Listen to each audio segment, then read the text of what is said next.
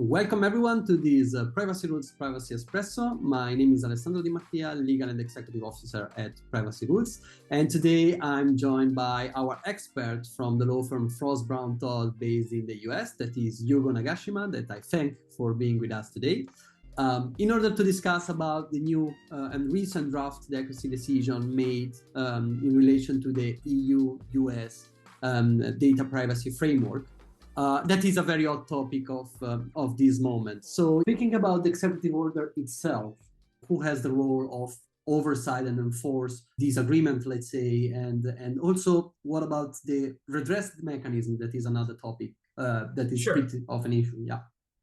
So the oversight, I believe I quickly mentioned it. It's the U.S. agencies who would have oversight and enforcement, and that is the Department of Commerce. As people remember from the U.S. Privacy Shield framework, the Department of Commerce was involved. The Federal Trade Commission, which was also involved before, and also the Department of Transportation will enforce as well. For the redress mechanism, which I think is really one of the core concepts that's really been addressed compared to the previous U.S. Privacy Shield and Safe Harbor, is now there is a recourse mechanism which requires organizations to provide a recourse for individuals who are affected by the non-compliance of these principles, and also have a certain redress mechanisms for the EU members to basically to either go to their DPA or to have a certain agency look into the non-compliance by an organization or company. So those are also addressed. Perfect. Thanks a lot. Since this seems a very well done structure, something really discussed, but I suppose there are some critics also to this. So which are those critics eventually?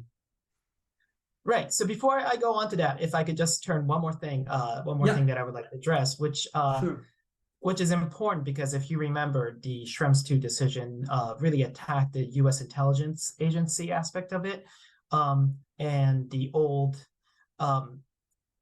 executive orders and certain laws like FISA. So with the new executive order that President Biden signed, this also enhances certain safeguards of U.S. signals intelligence. It sets new limitation and safeguards so that U.S. signals intelligence activities cannot go, as beyond what Schrems II has said, which was beyond the scope of GDPR.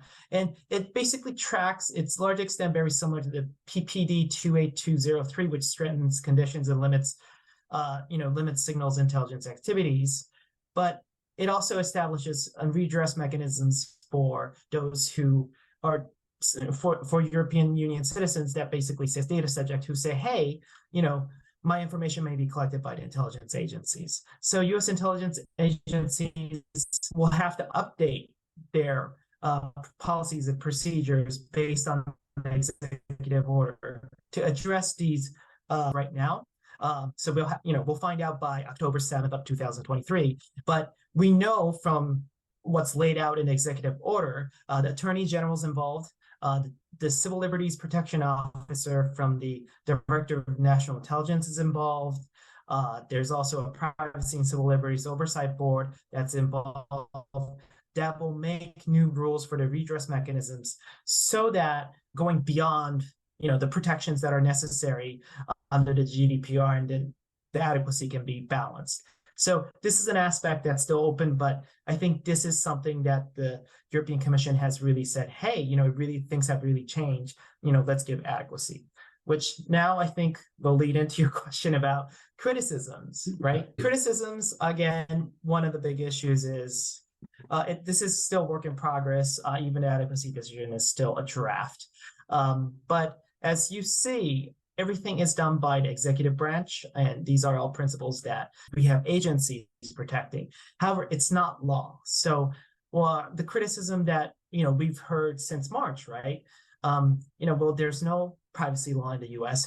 If there's no privacy law by lawmakers, how is it really? It could change anytime if the president changes, right? It's not so steady. Another aspect of it is, again, things are still up in the air. We're going to have redress programs, but we're not quite sure what it is yet. So those would be criticisms from people who say, hey, is this really adequate? Has the US really come up to par with the GDPR? Yeah, and that's I mean, that's very useful to know. What about, what do you foresee as next step based on this? So let's go back to the, why we're discussing this, right? So Yeah. the European Commission has started a process to adopt an adequacy decision. And when you look at the adequacy decision, it's a draft. The key word is draft, right? It's not complete. It still is going to take time for the draft to become an actual adequacy decision. So we don't know what will happen in between. Parties may disagree. It may become an adequacy decision. It may not. We don't know yet. And even if it did, I think the question is, there's two words, right? Schrems 3, which we understand that Mr. Schrems is already preparing or trying to hire attorneys to basically challenge the new EU-U.S. data privacy framework. So if there's a Schrems 3, again, the European court may rule that it's not adequate. In that case, we're back to square one. So one of the advice that I can give is, just because we now heard this news that, hey, US will be adequate very soon, a company should not rush to the conclusion that they don't need standard contractual clauses or they don't need data processing agreements. And I'm pretty sure companies, since they've spent the effort and the money, that they'll continue to have their standard forms. But it's very important to not get too excited yet. This isn't the time where everyone just say, hey, we can get rid of all these forms and, not negotiate any of these. We have to be very cautiously optimistic that, Schrems 3, the data privacy framework might win.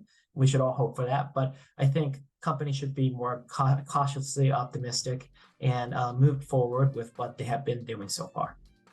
Absolutely, and that's an extremely useful indication, I think. Let's keep what we have, stay in the safe side, just to be sure that everything runs in the best possible way.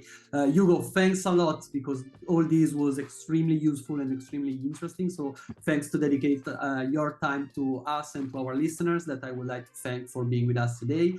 And looking forward to being together again soon, hopefully with positive news on this draft adequacy decision and its next steps. Thanks a lot again, and see you all very soon again. Thank you.